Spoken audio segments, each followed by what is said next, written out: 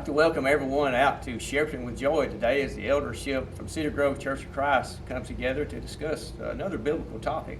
Today we want to look at James 3 and discuss the tongue. Have you ever heard the phrase, never trust your tongue when your heart is bitter? Or maybe a knife wound heals, but a tongue wound festers. But then we can turn to God's Word in Proverbs 15:1 where it talks about there where a soft answer turneth away wrath, but grievous words stir up anger. So we see there the complexity of our tongue, how we can do good or we can do evil with our tongue. And James 3 addresses this. And there's a story back in 1871, coming up on 150 years ago, the Great Fire of Chicago. Do you remember what happened there? There was a cow, supposedly, as legend tells us, that knocked over a lantern there in a barn. It was actually the barn of Patrick and Catherine O'Leary.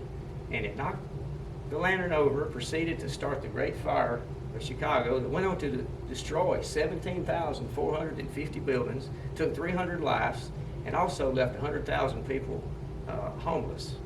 And then we think on that, a lantern meant for good, yet much destruction came from that. And how do we relate that back to the tongue, Brother Paul? Something small that can do so much good, yet so much evil. James tells us in chapter 3 concerning from the mouth can come blessings or cursings. In other words, it can be a tremendous tool for good. We can teach the gospel, we can encourage other people, we can say loving things. That's good. But we can also be angry and speak words that are destructive or harmful or devilish in nature, cursing. So according to how it's used determines whether or not it's pleasing to God or something that is evil in the sight of God. We've got to make sure that we focus on how we use that and make it good. Well, James also in chapter 3 talks about putting bits in horses' mouth to control them. And I think what he's trying to say to us is we need to learn to discipline our own tongues and to take whatever we need to do, make whatever effort we need to do to learn to control that tongue, to put a bit in our own mouth, and to learn not to say everything that comes into the mind that would perhaps inflame others and make the situation much worse. And thinking of that, it kind of reminds me of a little drawing that I have saw. The influence that we have on our children, about what we say. There was this drawing of this little child that was talking and saying bad things to another child.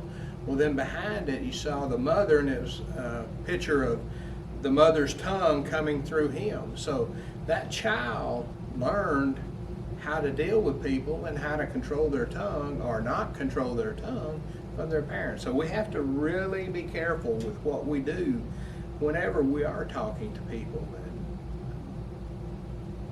This brings me back to the book of Proverbs, where we find much wisdom. I'm thinking of Proverbs 26:20. It says there, where there is no wood, the fire goeth out. So where there is no talebearer, or no gossiper, or no whisperer, says the strife, the contention between brethren will cease. So much wisdom there.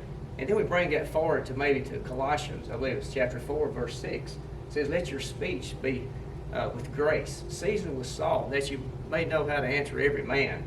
And we think on that salt, that's a preservative. That's something that they understood in the old times, even as in our generation, to preserve meat. And we think, how does that apply to the tongue? Well, we need to preserve our tongue, and how do we do that?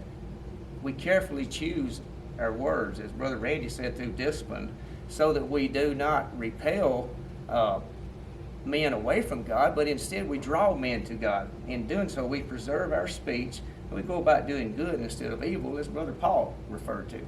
Out of our heart comes these thoughts. Now, I'm not talking about the heart here, but the Bible heart, the mind.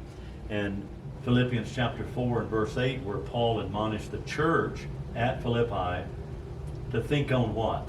Good things, honest things, true things, good report.